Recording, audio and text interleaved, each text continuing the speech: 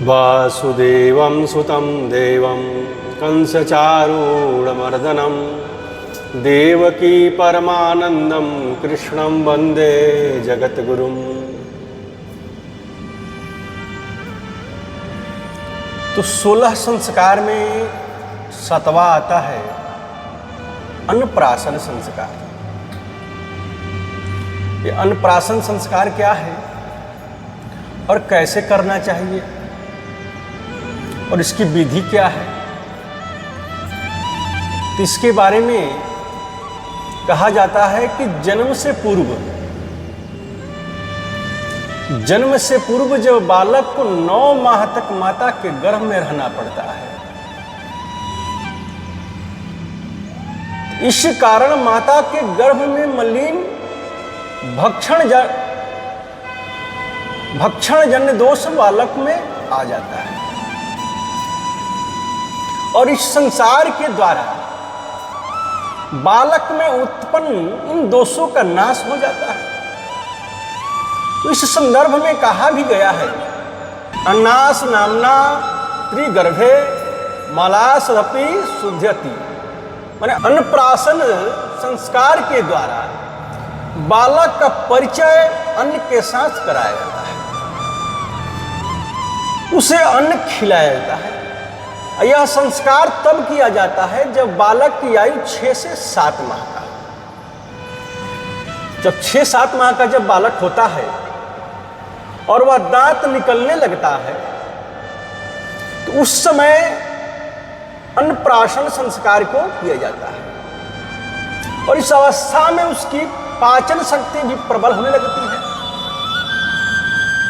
छोटा बालक जब 6-7 माह का होता है तो उसकी पाचन क्रिया जो होती है प्रबल होती है और प्रत्येक समाज में व्यक्ति संसार को अपने तरीके से संपन्न करता है और शास्त्रोक्त विधि के अनुसार शुभ मुहूर्त में देवताओं का पूजन किया जाता है और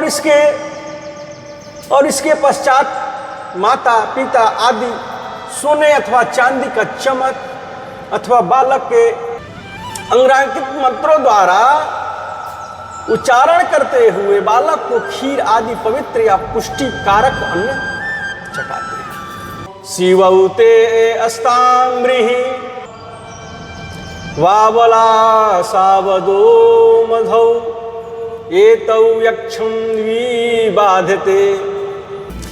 हे बालक,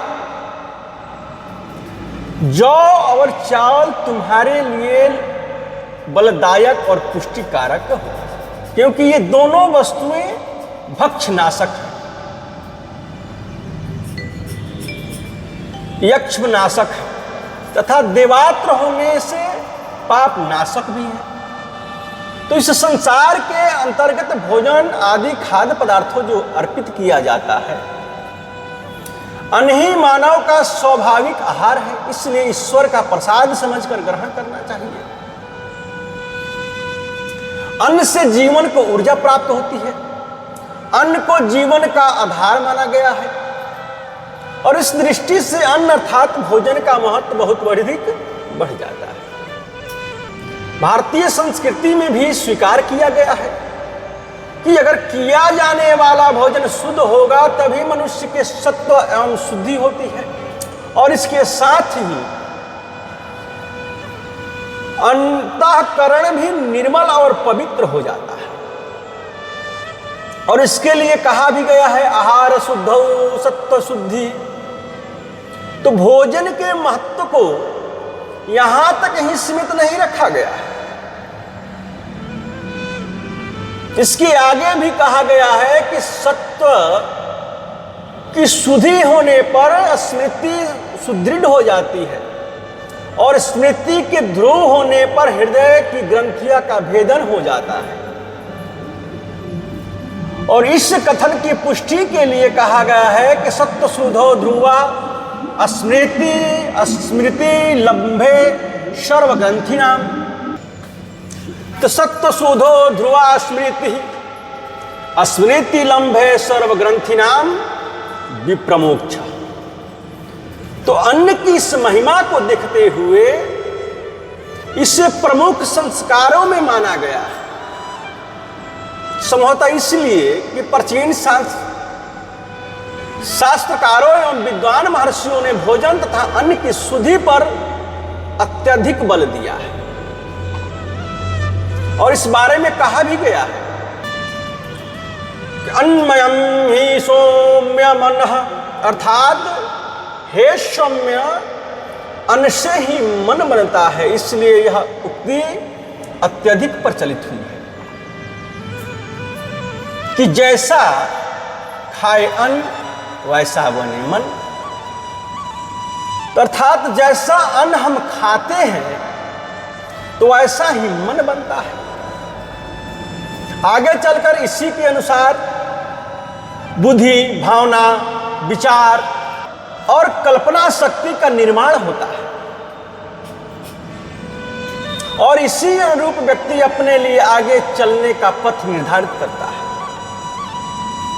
तो अगर व्यक्ति सात्विक मार्ग से प्राप्त धन से अन्न ग्रहण करता है तो उसके भाव, विचार एवं समस्त क्रियाकलाप भी सात्विक होते हैं।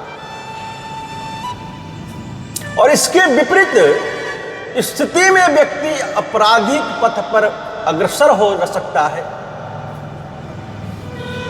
आपराधिक पथ पर अग्रसर हो सकता है।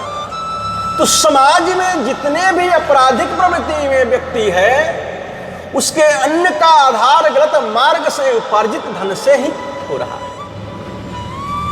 इसीलिए अगर व्यक्ति को सही राह पर चलना है तो उसे सात्विक अन्न ही ग्रहण करना चाहिए।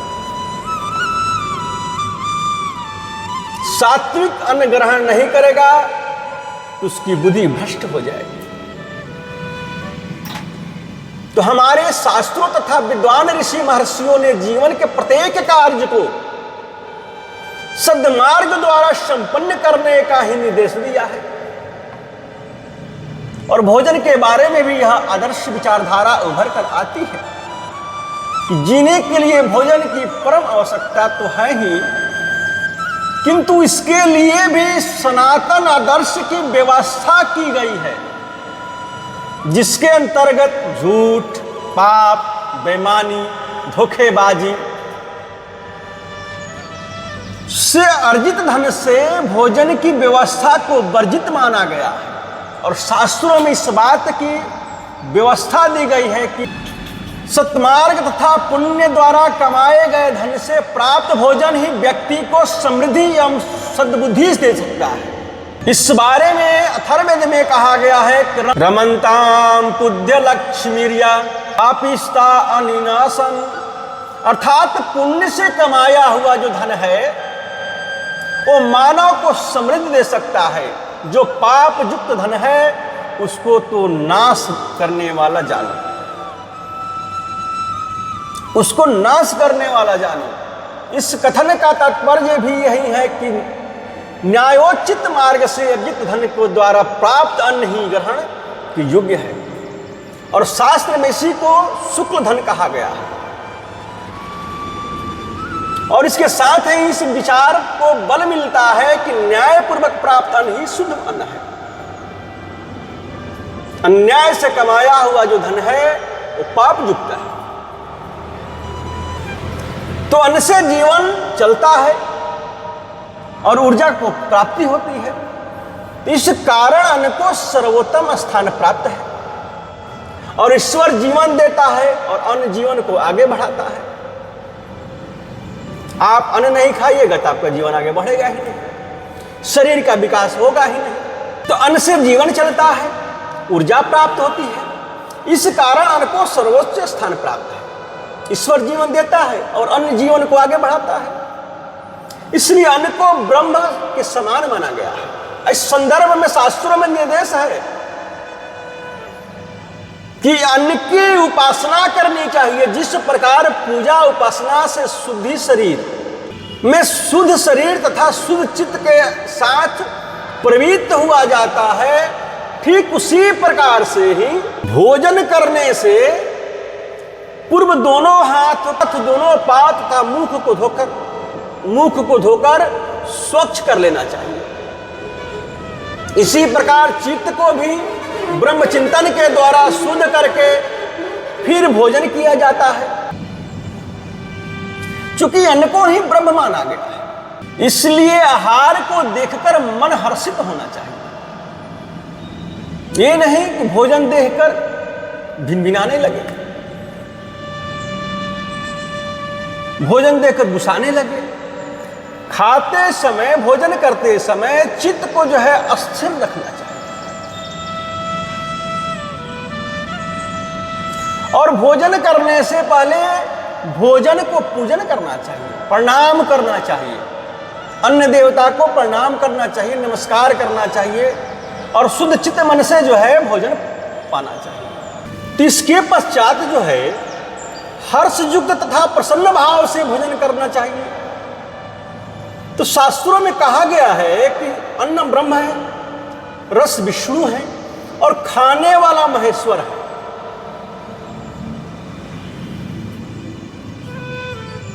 ये शास्त्र में कहा गया है। तो इस प्रकार आहार के माध्यम से त्रिदेव ब्रह्मा विष्णु और महेश की कल्पना को साकार किया गया है। तो शास्त्रों में बतलाया गया है कि भोजन के समय क्या करना चाहिए, इस विषय में स्पष्ट किया गया है।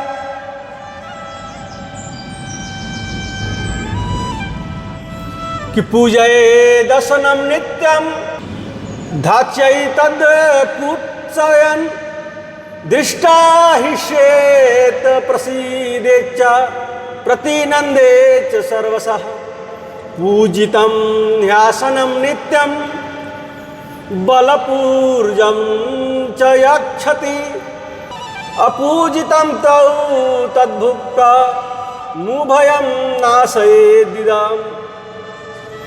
तो मनुष्य को चाहिए कि वह हमेशा भोजन का आदर करे, भोजन की प्रशंसा करते हुए ग्रहण करे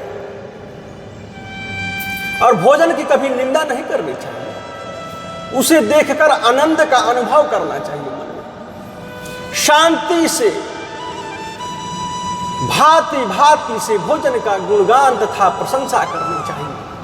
और इस प्रकार से किया गया संस्कार संपन्न भोजन प्रतिदिन बल तथा पराक्रम को देता है और बिना प्रशंसा किए गए भोजन से बल तथा पराक्रम दोनों का ही हास हो जाता है। इस बारे में श्रुति का कथन है, अन्नम न निंदात तद व्रतम, अर्थात अन्न की निंदा कभी भी नहीं करनी चाहिए, यह एक महाव्रत है। तो भोजन केवल स्वाद के लिए किया जाए और उसे अनुचित बताया जाए तो स्वाद की भावना के आते ही अन्न के प्रति पावन भावनाएं समाप्त हो जाती हैं। इस बारे में हमारे विद्वान ऋषियों महर्षियों ने यह व्यवस्था दी है कि भोजन पेट की भूख को दूर करने तथा शरीर की रक्षा का साधन है। भोजन जीव के स्वाद तथा चटोरेपन के लिए नहीं है। ऐसा भोजन अनेक प्रकार के विकारों को उत्पन्न करता है जो आगे चलकर मानव को धर्म भ्रष्ट तथा पथ भ्रष्ट कर देता है। और संस्कारित आहार विहार ईश्वर की उपासना का माध्यम है। इसीलिए भोजन में किसी भी प्रकार के पवित्र वस्तु को ग्रहण नहीं किया जाना चाहिए। असंस्कृत अन्न को ग्रहण करने के योग्य नहीं माना गया है शास्त्रों में। भोजन संस्कार युक्त हो इसके लिए अनेक निर्देशों की व्यवस्था भी की गई और अन्न हमेशा सत्मार्ग तथा ईमानदारी से प्राप्त धन द्वारा ही प्राप्त करना चाहिए तथा भोजन करते समय शरीर तथा चित्त को शुद्ध होना चाहिए। यह दो परिस्थितियां तो अवश्य बताई ही गई है। इसके अतिरिक्त भी अनेक निर्देशों की व्याख्या की गई है। भोजन बनाने वाले के मन स्थिति का भी भोजन पर बहुत गहरा प्रभाव पड़ता है।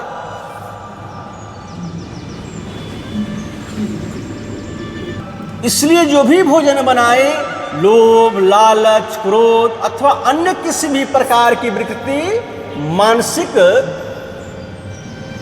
विकृति मानसिकता से ग्रस्त ना हो। उपयुक्त स्थितियों में बताया गया है कि भोजन करने वाले का विपरीत प्रभाव डालता है और भोजन खिलाते समय भी उपयुक्त भावनाओं से दूर रहना चाहिए। इसीलिए भोजन बनाने तथा खिलाने के लिए माँ, पत्नी, बहन अथवा बेटी को सर्वोच्च पात्र माना गया है, क्योंकि इसमें सभी शुभ वृत्तियां मिल जाती है। भोजन करने से पूर्व उसे परम पिता ब्रह्म को अर्पण करे, इसका भी विधान है। और भोजन करने से पूर्व शांत चित्त मन से मंत्रों का उच्चारण करना चाहिए।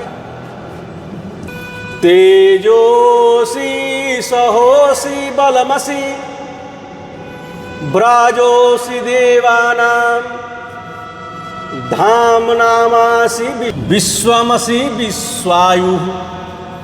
अर्थात हे अन्न, तुम तेज हो, तुम उत्साह हो, तुम बल हो, तुम दीप्ति हो, तुम चराचर विश्व रूप हो, तुम ही विश्व के जीवन हो। और इस प्रकार से संस्कारित भोजन ग्रहण करने से समस्त प्रकार के शुभ भावनाओं का विकार होता है। ऐसी संदर्भ में अन्य उक्ति भी है। इस संदर्भ में भी कहा गया है कि धस्त्वा परिददातु पृथ्वी गृहातु। हे अन्न, आकाश तुझे देता है और पृथ्वी तुझे ग्रहण करती है। और आहार के महत्व को गीता में स्पष्ट किया गया है। गीता के 17वें अध्याय में 8वां श्लोक में भगवान श्री कृष्ण कहते हैं कि वायु सत्व बलारोग्य सुख प्रति विवर्धना रस्सा स्निग्धा स्थिरा हृदय आहार सात्विका प्रिया। अर्थात जो आहार स्वादिष्ट, स्निग्ध, स्थिर, गुणयुक्त और मनोहर, इन सभी गुणों से युक्त हो तथा जिसके सेवन से वायु, सात्विक बुद्धि, शारीरिक बल, शारीरिक सुख, आरोग्य, मानसिक सुख और प्रीति, इन सबकी विशेष रूप से वृद्धि हो, ऐसा आहार सात्विक आहार माना जाता है। और जो सात्विक पुरुषों को ही रुचिकर लगता है। तो भोजन को संस्कारित करने के लिए सर्वप्रथम भोजन की अग्नि को समर्पित किया जाता है। प्रतिदिन ऐसा करना यदि संभव न हो, किसी विशेष प्रयोजनों में बनाए गए भोजन को सर्वप्रथम अग्नि को आहुति दी जाती है। इससे अन्न का मुख्य संस्कार माना जाता है। और इसके पश्चात गायों के लिए, श्वानों के लिए, कौवे के लिए, देवादि के लिए, चिट्टी आदि को अन्न का भी भोग दिया जाता है। यह भी अन्न को संस्कारित करने का ही अन्य स्वरूप है। घर में यदि अतिथि हैं तो इसके पश्चात उसे भोजन करवाना चाहिए और इसके पश्चात ही प्रभु का स्मरण करके स्वयं भोजन करना चाहिए। अतिथि देवो भव। अतिथि देवता के स्वरूप होते हैं। अतिथि का कोई तिथि नहीं होता है, इसलिए उनको अतिथि कहा गया है।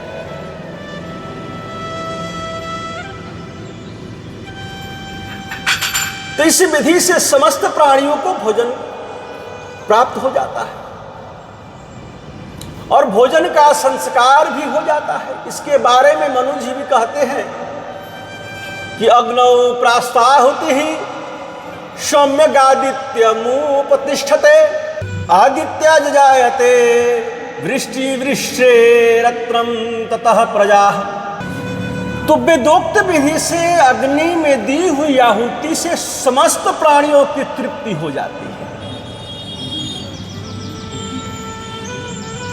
तो बलि वैधस्वत यज्ञ द्वारा अन्न संस्कारित हो जाता है। संस्कारित अन्न ग्रहण करना ही उचित है। और शास्त्रों में यह विधान बताया गया है कि जो भी भोजन बना है उसमें से गृहस्थ को सबसे पहले अन्न जल देवताओं तथा पितरों को तथा प्राणी मात्र को अर्पित करना चाहिए। सबको अन्न जल देने के पश्चात ही स्वयं को भोजन करना चाहिए। ऐसा करने से मनुष्य के लिए अत्यंत कल्याणकारी होता है। भगवान को भोग लगे हुए भोजन में 3 ग्रास अलग रख दिए जाने चाहिए और इन्हीं 3 मंत्रों से आचमन कर जल छोड़ दे।